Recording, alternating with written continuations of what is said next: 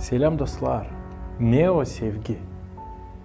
Sevgi, o açan 1946 yılda açan Gagavuzlarda büyük ağaçlıktı da binlerce insan ölerdi ağaçlıktan yemeğisiz köylerde. Şkollarda, okullarda uşaklara vererdiler birer küçücük parçacık ekmek. Da uşaklar, çocuklar giderdiler okula değil o kadar öğrenmediğini ne kadar o bir parçacık ekmeği kabul etmedi. Daha çan bir günü hepsine verdiler birer parça ekmek.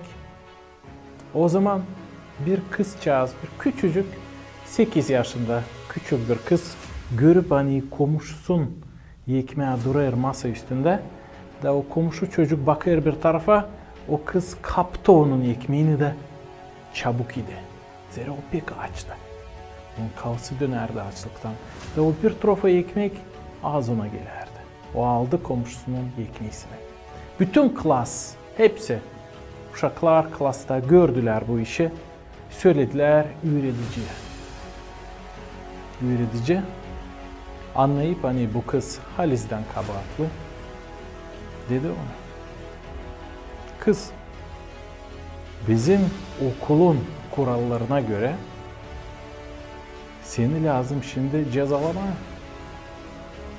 10 kere sopayla yeline vurma.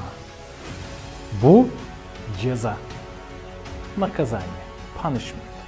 Onlara kim çalıyor şkolada, okulda naşse. Kız çıktı klasın ortasına, yönüne. Alçak, zabun da uzalttı eline. Öğretici lazım vursun ona 10 kere pek onun koluna. O zaman öğretici kaldırdı o sopayı da bütün kuvvetle vurdu ama değil kızın eline ama kendi eline. O yörttü o küçük kızcağızın eline kendi elinden. Ta ilk keretten sonra onun yeti derisi patladı da kan başladı akmaya yere. Bundan sonra öğretici ta bir kere vurdu. Sonra ta bir kere 10 defa 10 kere vurduğuyla o durgundu. O zaman o anlattı bütün klasa. Hani bu kız kabıtlı da lazım ceza olsun ona. Ama ben istemedim onu acıtma, da aldım onun cezasını, onun acısını, onun kabahatini kendime. Bütün klas ağlardı görerek bunu. Bu kızcağız da, bu küçük Gagavuz kızı akılsında tuttu bu olayı bütün yaşamasına. Zira vardı onun yaşamasında, hayatında bir öğretici. Kim aldı onun kabahatini kendisine. Bu halis sevgi. Biz anlayırız. Hani o öğretici pek iyi adammış. Yumuşak yürekli. Severmiş. Uşakları, çocukları hem kızları onun klasında. Daha anlarmış onların zorluklarını. Bizde, hepsimizde var öyle bir dost. Öyle bir baba, öyle bir öğretici kim bizi o kadar sever. Hani aldı bizim kabahatimizi, bizim günahımızı, bizim cezamızı kendi sırtına da öldü çaprazda kruçada bizim için. Onun adı İsus Hristos, İsa Mesih. O kadar sevdi bu dünyayı, hani öldü bizim için. Biz cehenneme gitmeyelim, ölmeyelim, yanmayalım ama göklere gidelim, diri olalım, sevinelim. Sevgili dostlar,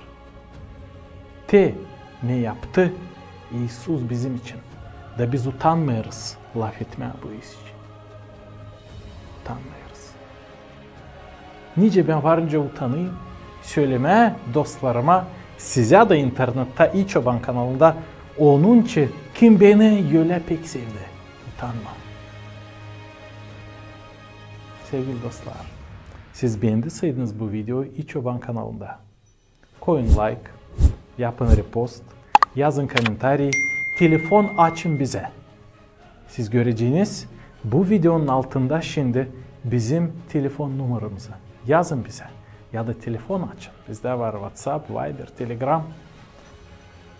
Da biz dua edeceğiz sizin için. Dua edip de çalışacağız cevap vermeye sizin sorularınıza. Okuyarak Allah'ın lafını Biblia'yı biz buluruz cevap yaşamanın zor sorularına. Siz isterseniz sizde de bu sevgi olsun. Siz isterseniz olsun sizde öyle bir dost, öyle bir kafadar kim alacak sizin kabahatinizi kendi sırtına, inanın ona. Pişman olun. Dua edip de isteyin, o affetsin sizin günahlarınızı da olsun sizin hem iyi dost. Da o affedip olacak sizin dostunuz. Büyük Allah, bütün dünyadan daha büyük Allah olacak sizin dostunuz. Kalın sağlıcakla.